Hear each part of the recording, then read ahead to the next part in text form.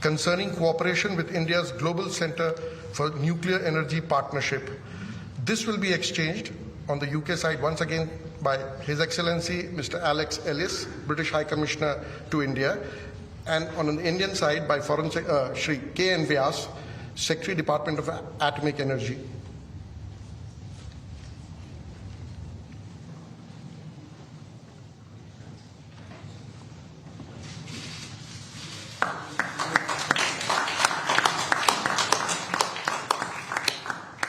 Excellencies, this concludes the exchange of agreements ceremony. I now request the spokesperson of the External Affairs Ministry to conduct the proceedings. Good afternoon, distinguished Prime Ministers, members of both delegations, friends from the media. We will now begin with the press statements. May I now request Shri Narendra Modi, Prime Minister of India, sir, to make his press statement. Your Excellency, Prime Minister Boris Johnson, distinguished delegates, media के हमारे साथी, नमस्कार। सबसे पहले मैं प्रधानमंत्री Boris Johnson और उनके डेलीगेशन का भारत में हार्दिक स्वागत करता हूं। प्रधानमंत्री के रूप में भले ही यह उनकी पहली भारत यात्रा है, लेकिन एक पुराने मित्र के रूप में वे भारत को बहुत अच्छे से जानते हैं, समझते हैं। पिछले कई वर्षों से भारत और यूके के संबंधों को मजबूत करने में प्रधानमंत्री जॉनसन की बहुत महत्वपूर्ण भूमिका रही है। इस समय जब भारत अपनी आजादी का अमृत महोत्सव मना रहा है, प्रधानमंत्री बोरिस जॉनसन का यहां आना अपने आप में एक ऐतिहासिक पल है। और कल तो पूरे भारत ने देखा है कि आपने अपनी भारत यात्रा का शुभारंभ साबरमती आश्रम में महात्मा गांधी को श्रद्धा सुमन अर्पित करके किया। फ्रेंड, पिछले साल हमने दोनों देशों के बीच कॉम्प्रिहेंसिव स्ट्रेटेजिक पार्टनरशिप की स्थापना की थी और इस दशक में अपने संबंधों को दिशा देने के लिए हमने एक महत्वाकांक्षी रोड मैप 2030 भी लॉन्च किया था। आज की हमारी बातचीत में हमने इस रोड मैप में हुई प्रगति को रिव्यू भी किया और आगामी समय के लिए कुछ लक्ष्य भी तय किए। फ्री ट्रेड एग्रीमेंट के विषय पर दोनों देशों की टीम्स काम कर रही है। बातचीत में अच्छी प्रगति हो रही है और हमने इस साल के अंत तक एफटीए के समापन की दिशा में पूरा प्रयास करने का निर्णय लिया है। पिछले कुछ महीनों में भारत ने यूएई और ऑस्ट्रेलिया के साथ फ्री ट्रेड एग्रीमेंट का समापन किया है। उसी गति, उसी कमिटमेंट के साथ हम यूके के साथ भी एफटीए पर आगे बढ़ना चाहेंगे। हमने रक्षा क्षेत्र में सहयोग बढ़ाने पर भी सहमति व्यक्त की है। रक्षा क्षेत्र में मैन्युफैक्चरिंग, टेक्नोलॉजी, डिजाइन और डेवलपमेंट सभी क्षेत्रों में यूके द्वारा आत्मनिर्भर भारत के समर्थन का हम स्वागत करते हैं। फ्रेंड्स, भारत में चल रहे व्यापक रिफॉर्म्स हमारे इंफ्रास्ट्रक्चर मॉडर्नाइजेशन प्लान और नेशनल इंफ्रास्ट्रक्चर पाइपलाइन के बारे में भी हमने चर्चा की। हम यूके की कंपनियों द्वारा भारत में बढ़ते निवेश का स्वागत करते हैं और इसका एक उत्तम उदाहरण हमें कल गुजरात में हालोल में देखने को मिला। यूके में रहने वाले 1.6 मिलियन भारतीय मूल के लोग समाज और अर्थव्यवस्था के हर क्षेत्र में सकारात्मक योगदान कर रहे हैं। हमें उनकी उपलब्धियों पर गर्व है और इस जीवंत सेतु को हम और मजबूत करना चाहते हैं। इस दिशा में प्रधानमंत्री जॉनसन ने निजी रूप से बहुत योगदान किया है। इसके लिए मैं उनका अभिनंदन करता हूं। फ्रेंड्स, हमने ग्लासगो में आयोजित COP26 में लिए गए संकल्पों को पूर्ण करने के लिए अपनी प्रतिबद्धता जताई। आज हमने अपनी क्लाइमेट और एनर्जी पार्टनरशिप को और अधिक गहन करने का निर्णय लिया। हम यूके को भारत के नेशनल हाइड्रोजन मिशन में शामिल होने के लिए आमंत्रित करते हैं और हमारे बीच स्ट्रेटेजिक टेक डायलॉग की स्थापना का मैं हृदय से स्वागत करता हूं। फ्रेंड्स, आज हमारे बीच ग्लोबल इनोवेशन पार्टनरशिप के इंप्लीमेंटेशन अरेंजमेंट्स का समापन एक बहुत महत्वपूर्ण पहल साबित होगी। यह अन्य देशों के साथ हमारी विकास साझेदारी को और मजबूती प्रदान करेगा। इसके तहत तीसरे देशों में मेड इन इंडिया इनोवेशंस के ट्रांसफर और स्केलिंग अप के लिए भारत और यूके $100 मिलियन तक को फाइनेंस करेंगे। इनसे सस्टेनेबल डेवलपमेंट गोल्स की प्राप्ति में और क्लाइमेट चेंज से निपटने के प्रयासों में भी मदद मिलेगी। ये हमारे स्टार्टअप्स और एमएसएमई सेक्टर के नए मार्केट्स तलाशने और अपने इनोवेशंस को ग्लोबल करने में बहुत उपयोगी सिद्ध होगा। फ्रेंड्स, हमने क्षेत्रीय और वैश्विक स्तर पर हो रहे अनेक डेवलपमेंट्स पर भी चर्चा की। एक free, open, inclusive and rule based order पर आधारित इंडो पैसिफिक क्षेत्र बनाए रखने पर हमने जोर दिया। इंडो पैसिफिक ओशन इनिशिएटिव से जुड़ने के यूके के निर्णय का भारत स्वागत करता है। हमने यूक्रेन में तुरंत युद्ध विराम और समस्या के समाधान के लिए डायलॉग और डिप्लोमेसी पर बल दिया। हमने सभी देशों की क्षेत्रीय अखंडता और संप्रभुता के सम्मान का महत्व भी दोहराया। हमने एक पीसफुल, स्टेबल और सिक्योर अफगानिस्तान और एक इंक्लूसिव और रिप्रेजेंटेटिव गवर्नमेंट के लिए अपना समर्थन दोहराया। यह आवश्यक है कि अफगान भूमि का प्रयोग अन्य देशों में आतंकवाद फैलाने के लिए नहीं होना चाहिए। एक्सेलेंसी, आपने हमेशा भारत और यूके के संबंधों को मजबूत करने के लिए विशेष प्रयास किए हैं। इसके लिए हम आपका अभिनंदन करते हैं। एक बार फिर आपका और आपके प्रतिनिधिमंडल का भारत में हार्दिक स्वागत है। बहुत बहुत धन्यवाद। Thank you, sir. May I now request His Excellency Right Honourable Boris Johnson. Thank you Prime very, Minister very of much. India. Thank you all. And my friend, Prime Minister Modi, Narendra, my khas dost, I think is the phrase I want in Hindi.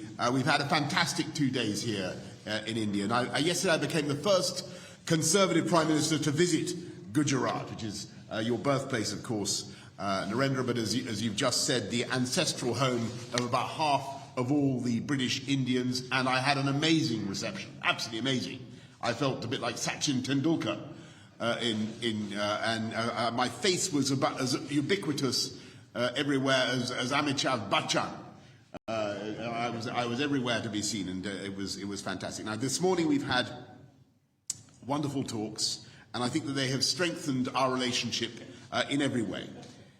In challenging times, it is very important that we, the CASDOS, get closer together.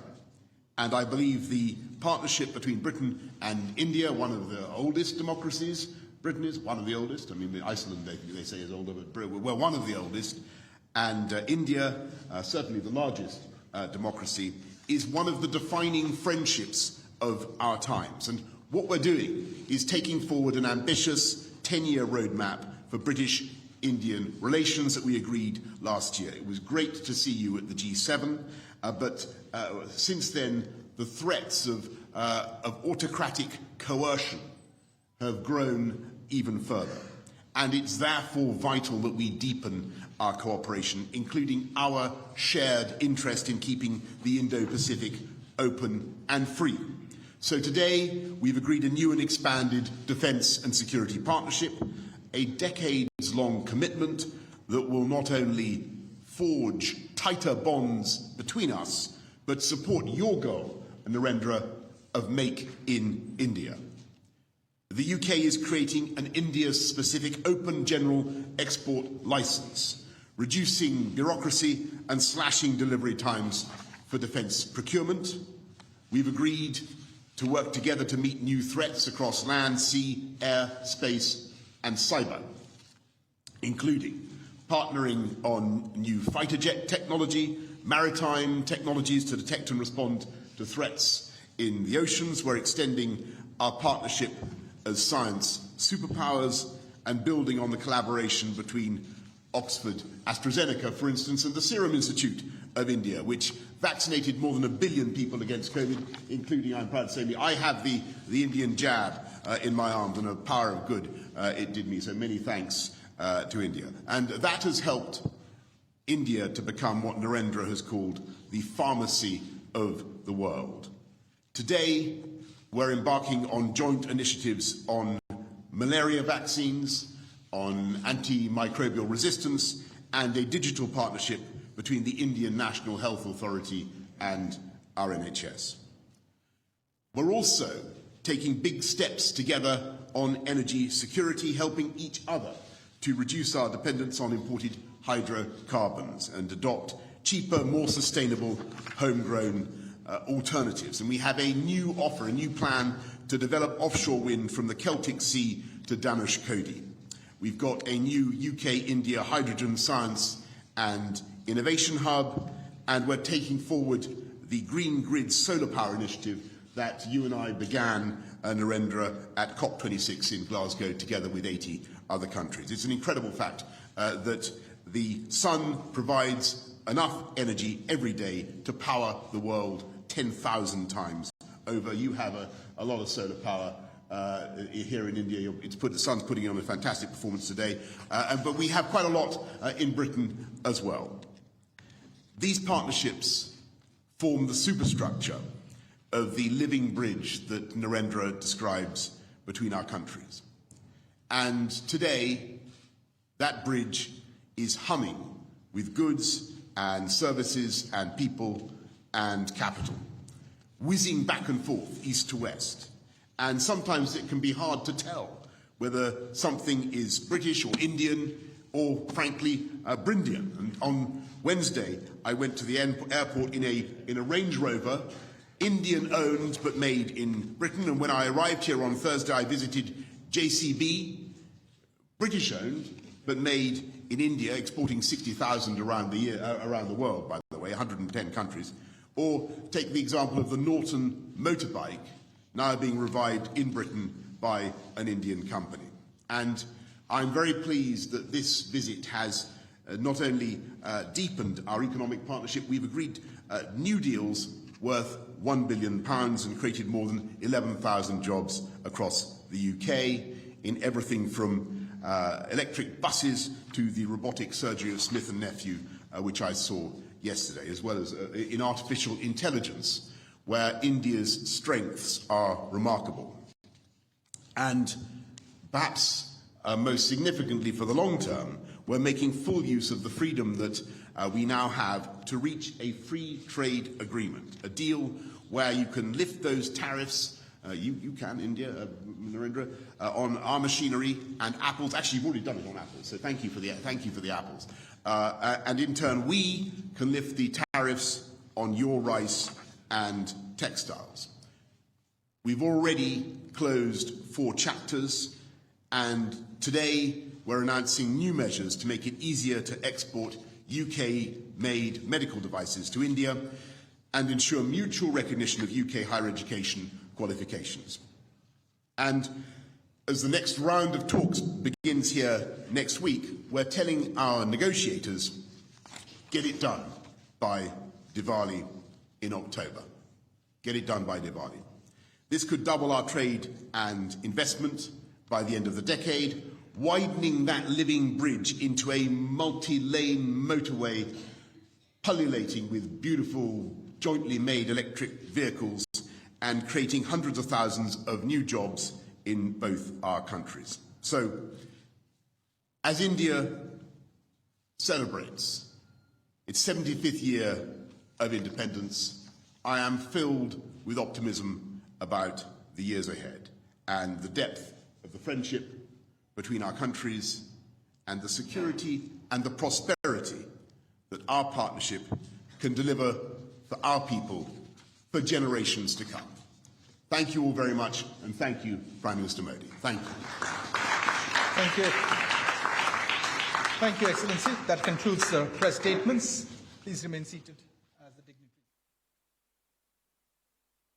Prime Minister Narendra Modi and British Prime Minister Boris Johnson holding talks at the Hyderabad House in the national capital. In fact, both the Prime Ministers discussed ways to enhance bilateral cooperation between the two nations. Prime Minister Modi listed out India's ambitious roadmap of 2030 and also expected United Kingdom support for Atmanirbhar Bharat. Now, India is keen on signing a free trade agreement with UK, and UK PM, on the other hand, in fact, said that the United Kingdom is working towards that. He's in fact called Narendra Modi his khas dost, or special friend. And he also made some Tendulkar and Amitabh Bachchan references covering both cricket and films, which are, of course, India's second religion. We'll continue to track all the developments on this big story as UK Prime Minister Boris Johnson is in the country for his two-day visit. And that, in fact, culminates today as he is going to be heading back, but not before a series of meetings that he is expected to have.